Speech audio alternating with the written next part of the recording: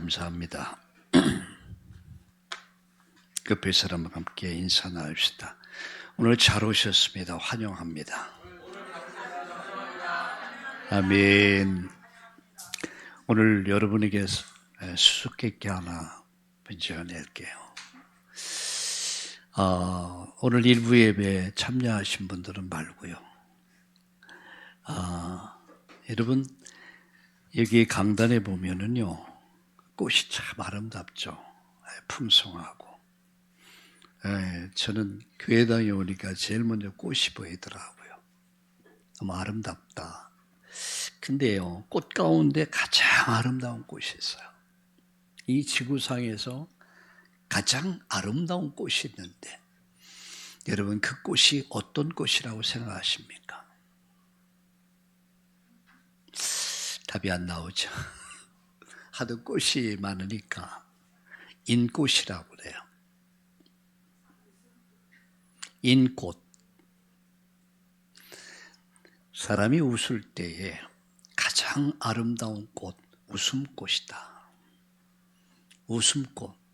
아무리 못난 사람이라고 말한다 할지라도 사람이 웃으면은요, 굉장히 아름다워 보여요.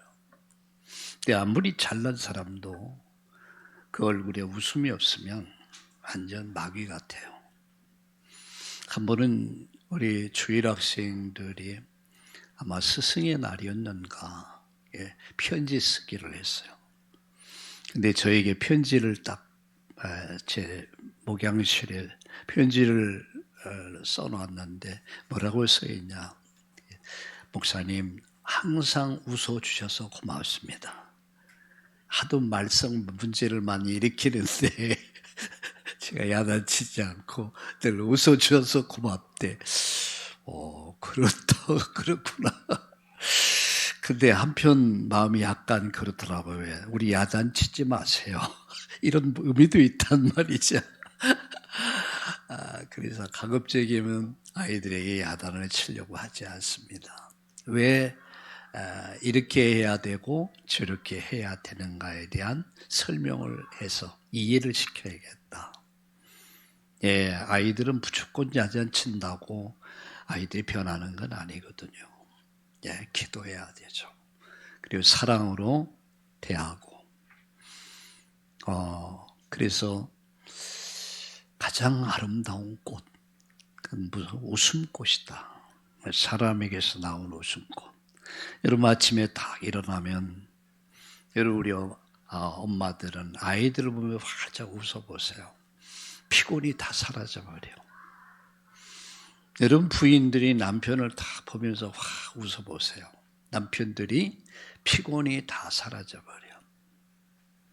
남편이 여러분 아내를 보며 웃어보세요.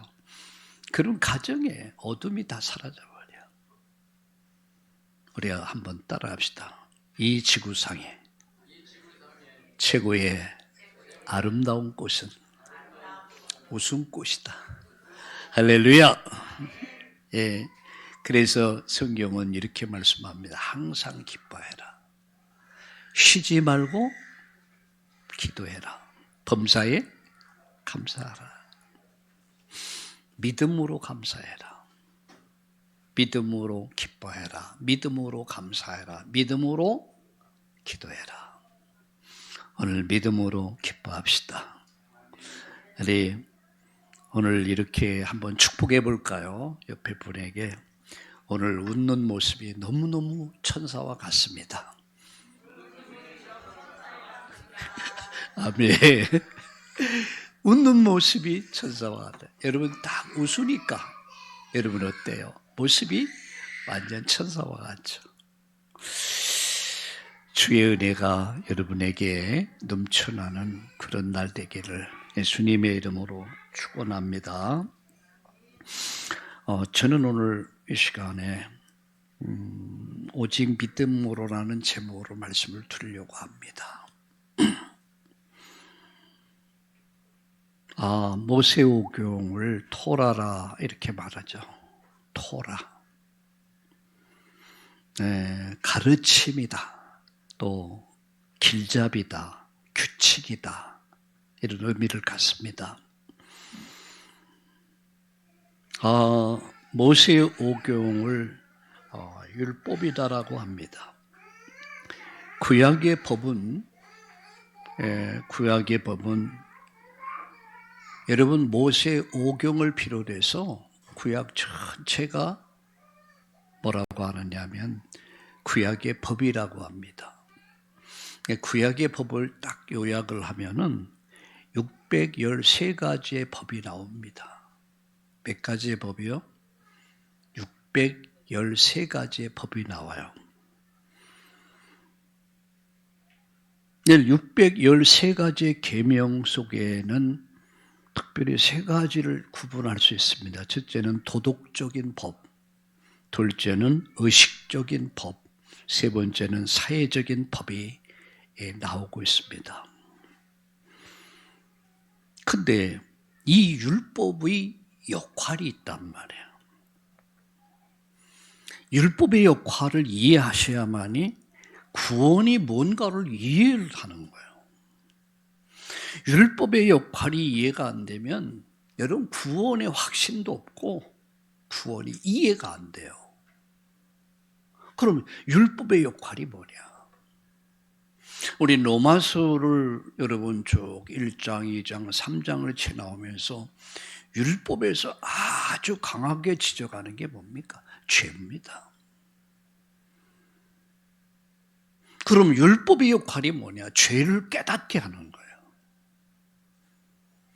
죄가 뭔가를 깨닫게 하는 것.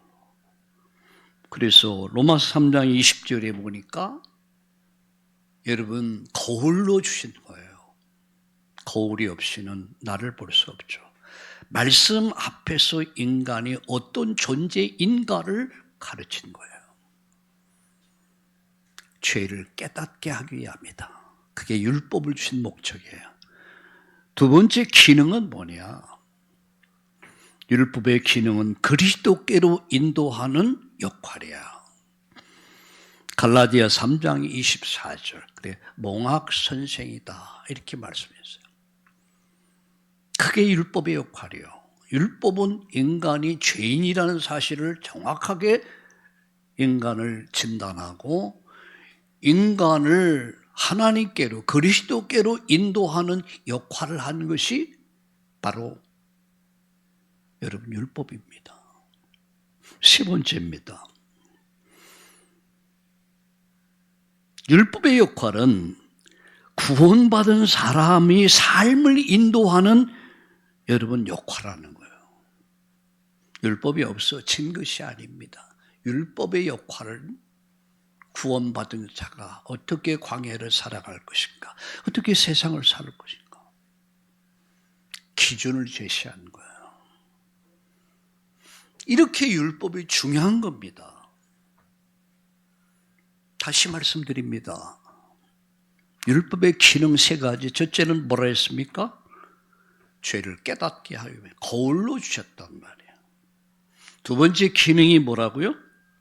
그리스도께로 인도하는 역할을 하는 거예요. 세 번째 뭐라고 그랬습니까? 구원받은 성도의 삶을 인도하는 역할을 하는 거예요. 그게 바로 구약의 율법입니다. 그걸 정리해서 613가지의 계명을 말씀하고 있어요. 그러니까 도덕법, 그리고 사회법, 의식법 이렇게 나눕니다.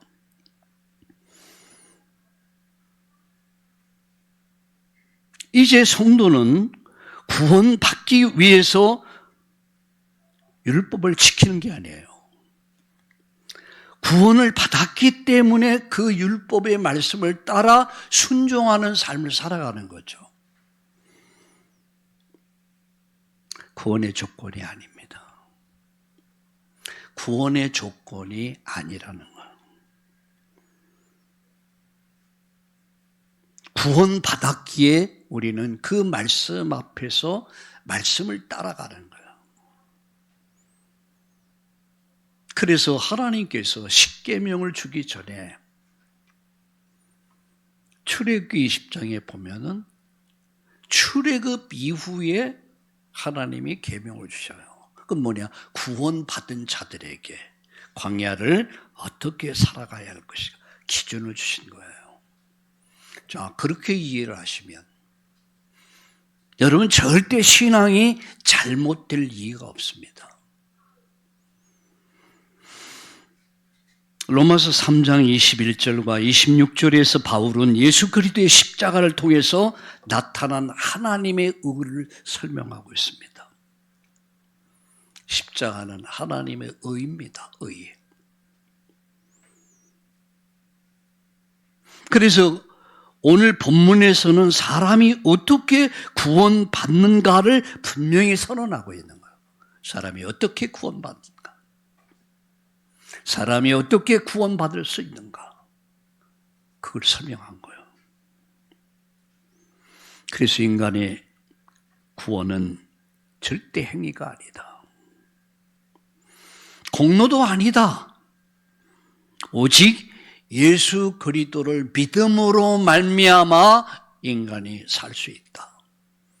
그것을 딱 정의한 것이 오늘 본문입니다. 그래서 저는 오늘 이 말씀을 통해서 다시 성경을 같이 보겠습니다. 26절과 여러분 27절을 같이 읽겠습니다. 같이 성경을 다 주목해 보세요. 같이 읽겠습니다. 곧 이때 자기의 의로우심을 나타내사 자기도 의로우시며 또한 예수 믿는 자를 의롭다 하려 하심이라. 그런즉 자랑할 데가 어디 있을 수 없느니라. 오직 무슨 법으로냐 행위로냐 아니라 오직 믿음의 법으로니라. 믿음의 법으로니라. 믿음으로 말미암아 인간이 산다. 여러분 종교 개혁자들이 목숨 걸고 외쳤던 구절입니다. 단순히 종교 개혁하자가 아니었어요. 그때는 중세 교회의 반기를 드는 자는 다 죽여버렸어요. 소리 소문 없이 다 죽였어요. 목숨 걸고 외쳤던 그들의 외침이 뭡니까? 말씀으로 돌아가자. 믿음으로 돌아가자. 하나님께로 돌아가자. 의식과 형식과 이런 거짓된 것을 버리고 오직 하나님께로 돌아가자. 의인은 믿음으로 말미암아 산다. 인간이 사는 길은 오직 믿음이다. 그걸 외친 거예요.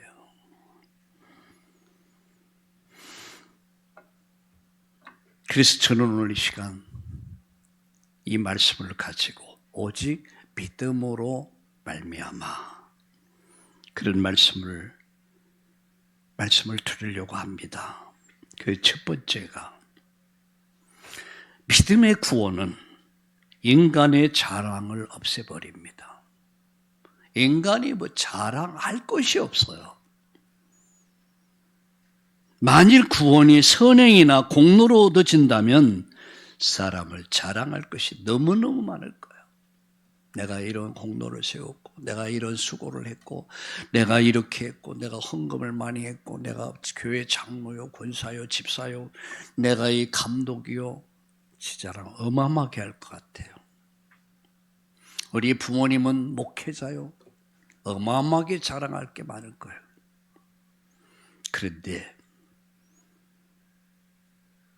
구원은 전적인 하나님의 은혜다.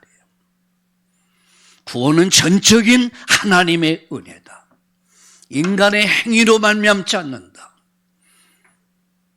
하나님이 인간에 준 선물이다. 그걸 말씀하고 있는 겁니다. 그래서 자랑할 것이 없어요. 구원은 인간의 공로나 인간의 노력에 의해서 얻어진 것이 아닙니다. 하나님의 은혜. 에베소 2장 8절은 너희가 그 은혜를 인하여 믿음으로 말미암아 구원을 얻었나니 이것이 너희에게서 난 것이 아니다. 하나님의 선물이다. 자랑할 것이 없어요.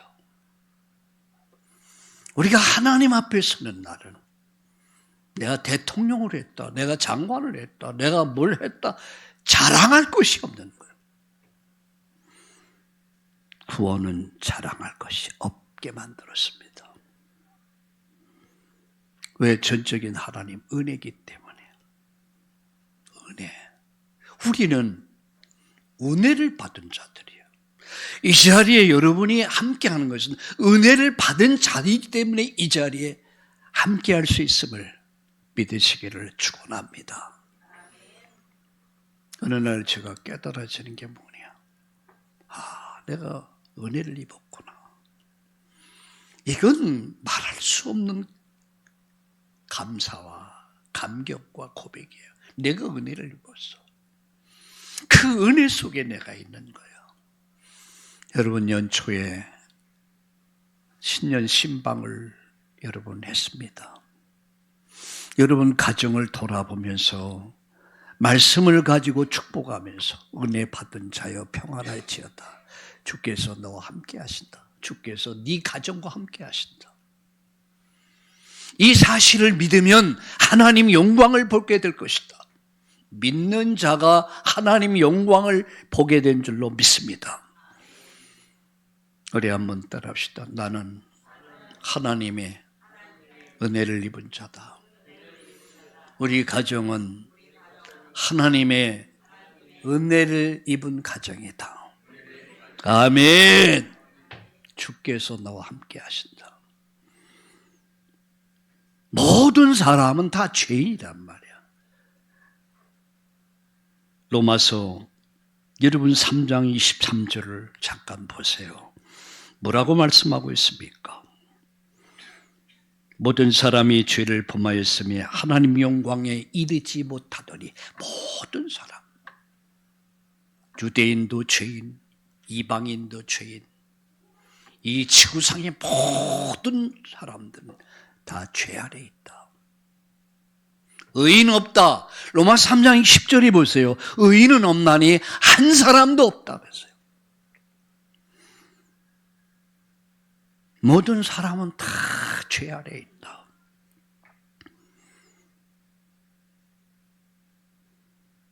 그래서 우리가 감히 거룩하신 하나님 존전에 나갈 수가 없는 거예요. 하나님 만날 수가 없는 거예요. 여러분 천국 갈 수 없는 거예요. 여러분 시편 1편 5절에 보니까 죄인이 의인의 회중에 들 수 없다고 그랬어요. 감히 거룩하신 하나님 앞에서 죄인된 내가, 죄로 오염된 내가, 죄로 부패된 내가 하나님 앞에 나갈 수가 없어요. 하나님 만날 수가 없어요. 천국 갈 수 없어. 영생을 얻을 수가 없어요. 근데 하나님 한 의가 나타났어요. 여러분, 하나님의 한 의가 누굽니까? 바로 예수 그리스도예요. 갈라디아 6장 14절을 한번 펴보세요. 같이 읽어보겠습니다. 갈라디아서 6장 14절. 갈라디아서 6장 14절을 같이 보겠습니다.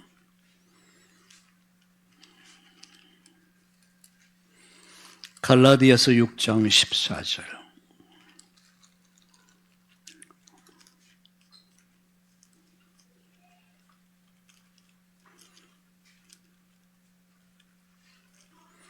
우리 같이 읽겠습니다. 같이 6장 14절 읽겠습니다. 그러나 내게는 우리 주 예수 그리스도의 십자가 외에 결코 자랑할 것이 없으니 그의 일도에 말미암아 세상이 날 대하여 십자가에 못 박히고 내가 또한 세상을 대하여 그로 하니라. 바울이 한 고백이에요. 나는 십자가 외에 자랑할 것이 없다. 나는 십자가 외에 내가 자랑할 것이 없다. 세상의 기준에서 자랑할 것이 바울은 많은 사람입니다. 그는 많이 배웠습니다. 학식이 풍부했어요. 가말리알 문화에서 철학을 전공한 사람입니다. 율법학자였습니다. 그는 바리새인이었습니다. 유대의 최고의 지도자의 반열에 오를 그런 인물이었어요. 그가 하나님을 만났어요. 그가 예수님을 인격적으로 그분을 만난 거야. 그 마음이 뜨거워졌어요. 당신이 누굽니까? 네가 핍박하던 예수다. 그 앞에 산산조각 나버렸어. 거기서 자기가 무너진 거예요. 거기서 뭘 만났습니까? 바로 이분이 내 죄를 대속하신 분이구나. 바로 이분이 나를 사단의 권세 운명에서 해방시킨 분이구나. 바로 이분이 하나님 만날 수 있는 길을 여시고 천국 갈 수 있는 길, 영생의 문을 여신 분이구나. 그날 바울의 인생이 완전 바뀌어버렸어요. 인생의 전환점이 됐죠. 그날 주님을 만나고 난 이후에 그는 전도자로 인생이 바뀝니다. 복음을 막던 사람이 복음을 전하는 사람으로 전환돼 버린 거예요. 그리고 오늘 본문 말씀합니다. 뭐라고 말씀했습니까? 내게는 우리 주 예수 그리스도의 십자가 외에 결코 자랑할 것이 없다. 그는 평생 십자가 자랑했습니다. 성도는, 진정한 성도는 자신의 의를 자랑하지 않습니다. 자신의 의, 잘난 것, 자랑하고 싶은 거 있죠. 그거 자랑하지 않아요. 십자가의 은혜만을 말합니다. 그리고 자랑합니다.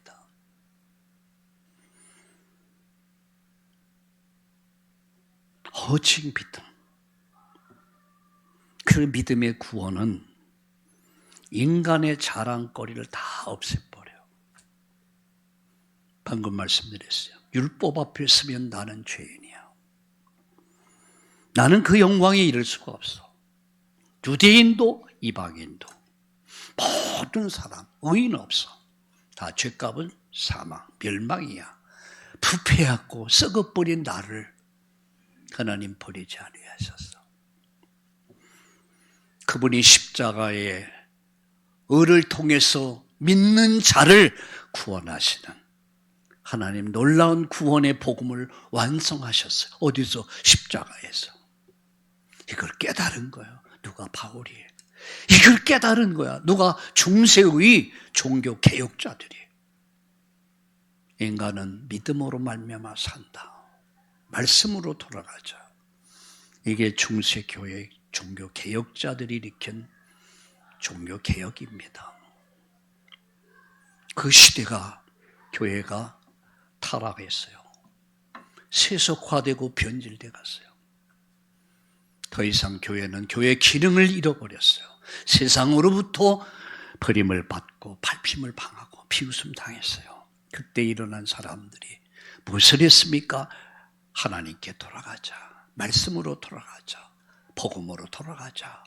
그 운동을 일으킨 거예요. 두 번째 말씀드립니다. 사람은 오직 믿음으로 의롭다함을 받는다. 의롭다란 말은 죄 없다 이런 말이에요. 죄 없다. 죄를 용서받은 것을 가르쳐서 의롭다 이렇게 말하는 겁니다. 구원은 인간의 행위가 아닙니다. 믿음입니다. 28절 보세요. 성경을 확인하셔야 합니다. 사람의 말이 중요하지 않아요. 성경이 중요한 거예요. 28절 같이 읽겠습니다. 그러므로 사람이 의롭다 하심을 얻는 것은 율법의 행위에 있지 않고 믿음으로 된 줄 우리가 인정하노라. 인간의 행위가 아닌 믿음이다라는 얘기예요. 구원은 선행의 결과가 아니다. 믿음의 선물이다. 믿는 자의 선물이 구원이다. 바로 예수님을, 믿음은 예수 그리스도를 붙드는 것이다. 사도행전 16장 31절에 주 예수를 믿으라. 그리하면 너도 살고 네 가정 가문이 다 살게 된다.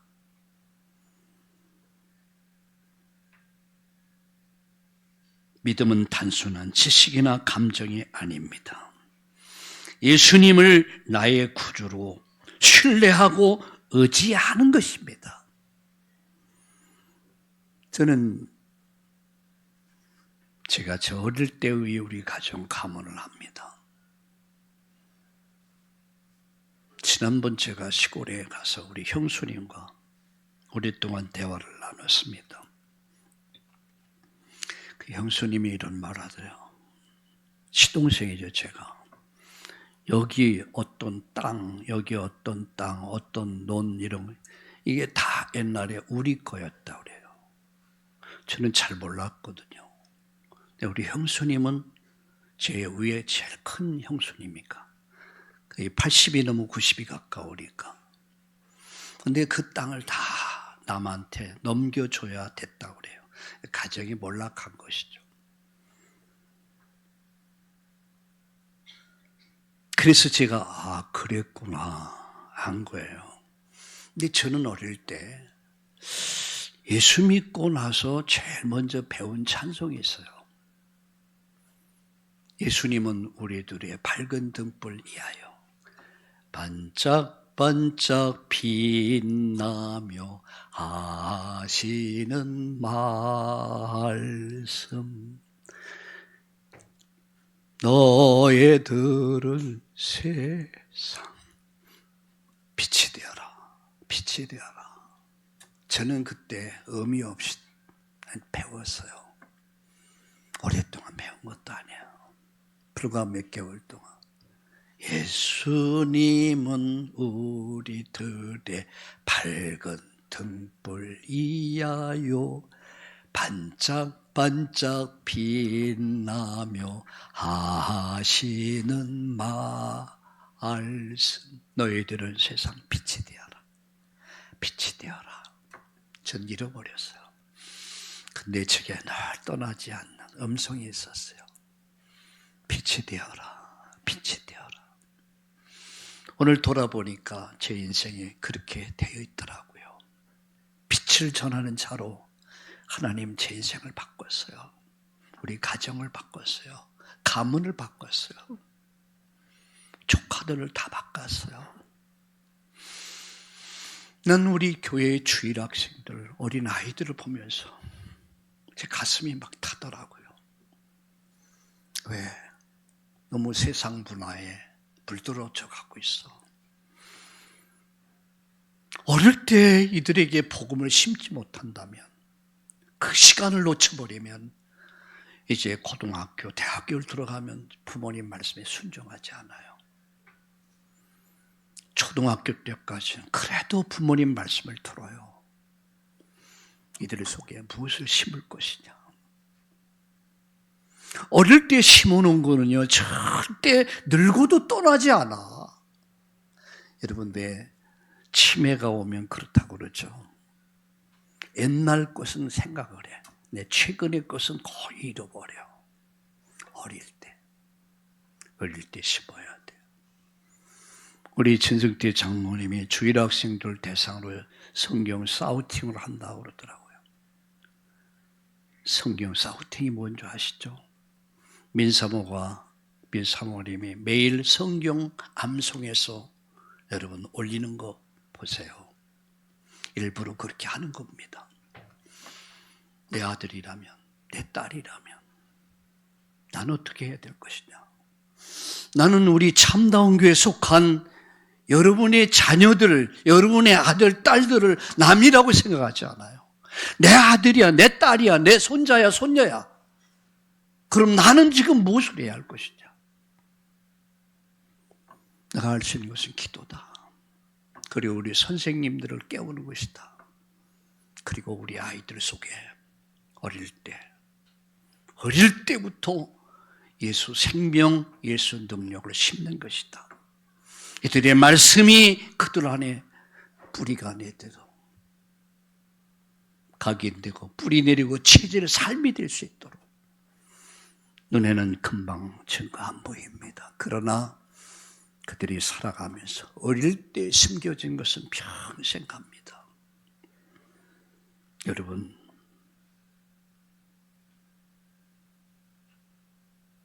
믿음은 예수 그리스도를 붙잡는 거예요. 어릴 때 우리는 이들에게 영향을 줘야 됩니다. 그래서 여러분, 다른 건 다 타협해도 우리 자녀들이 세상 문화에 뺏기는 어리석은 일을 우린 범하지 말아야 합니다. 이미 중학생이 이제 고등학생 되어버리고 대학생 되면 떠나가 버려. 그때 가서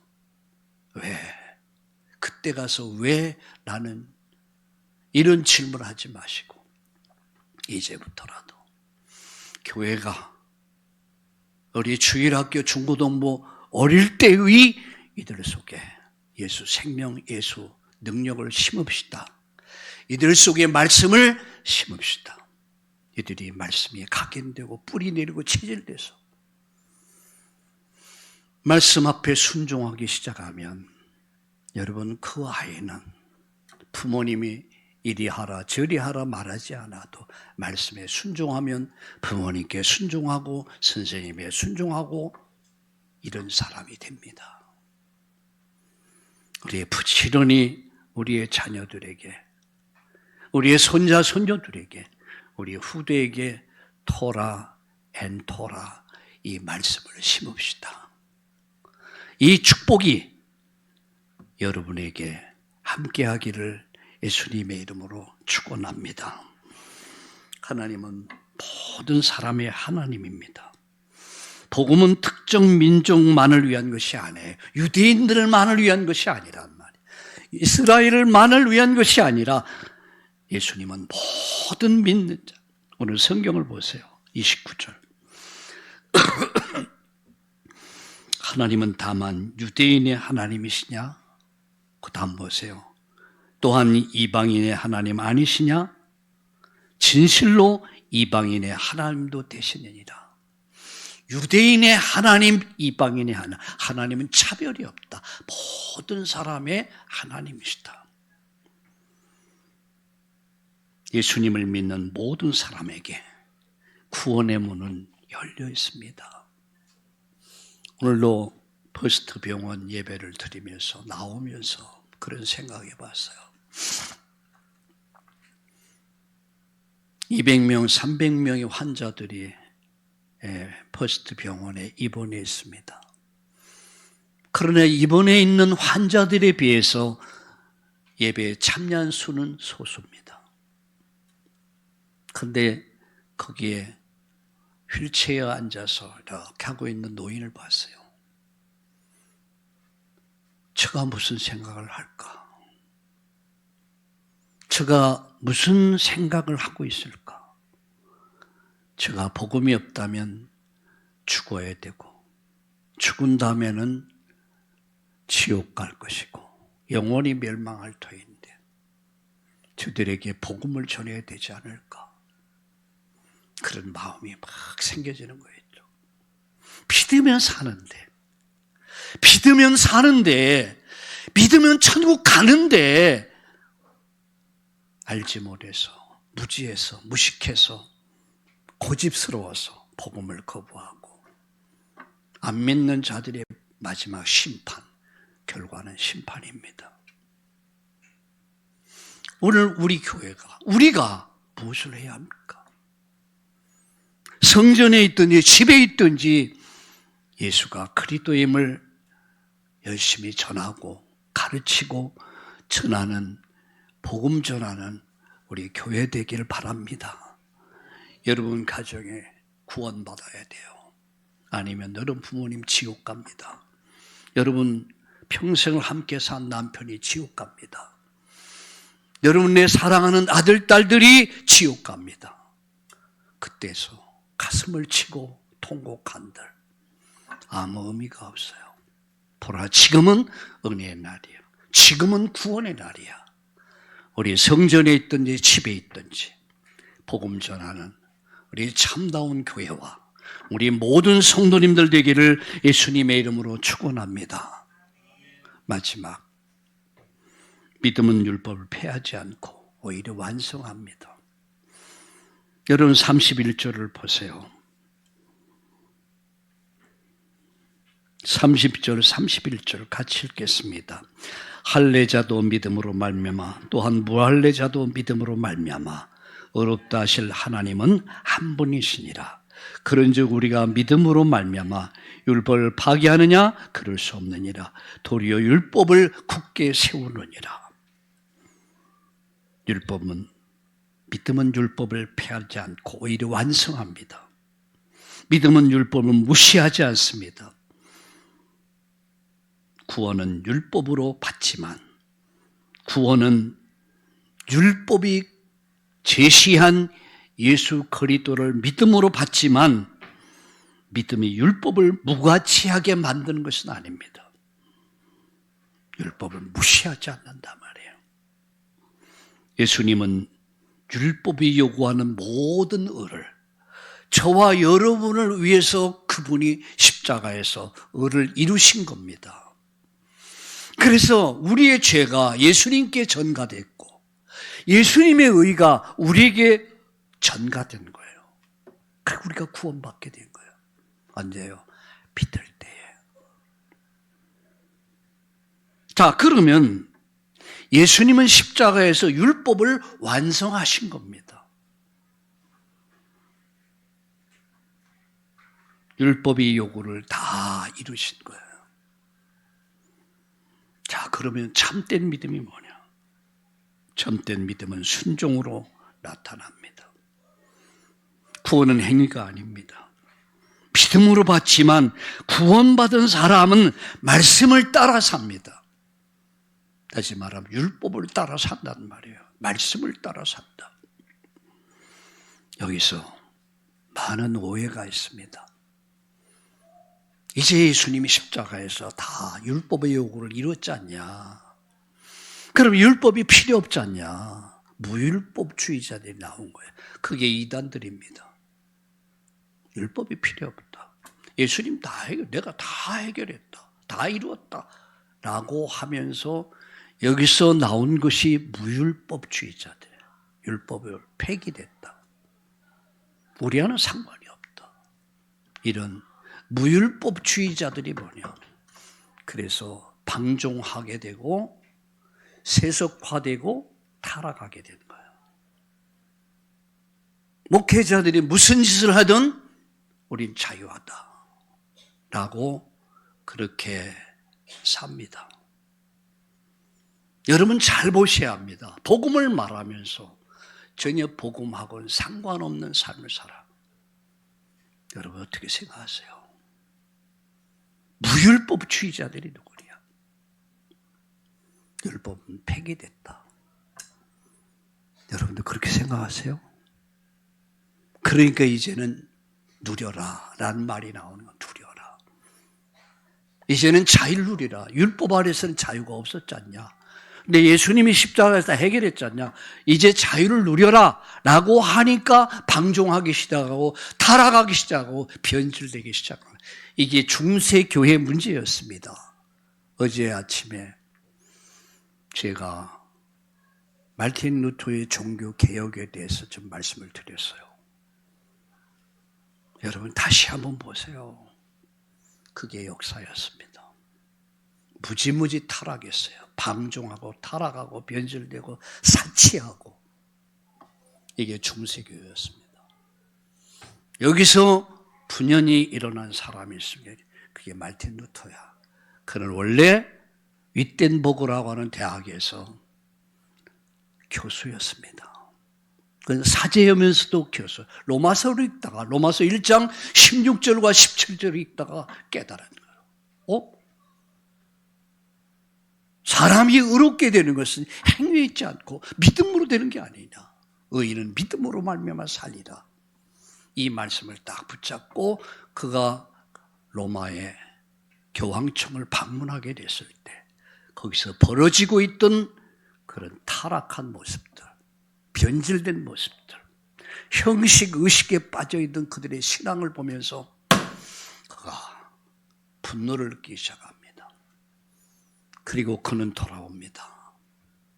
그리고 그는 그 윗덴버그라는 대학 거기에 게시판에 95개 조항을 교황청에게 반문하는 거야. 질문하는 거예요. 여기에 대해서 교황청을 말하라. 그러니까 교황청에서 막 야단난 거야. 죽여야 된다고. 종교 재판을 하잖아요.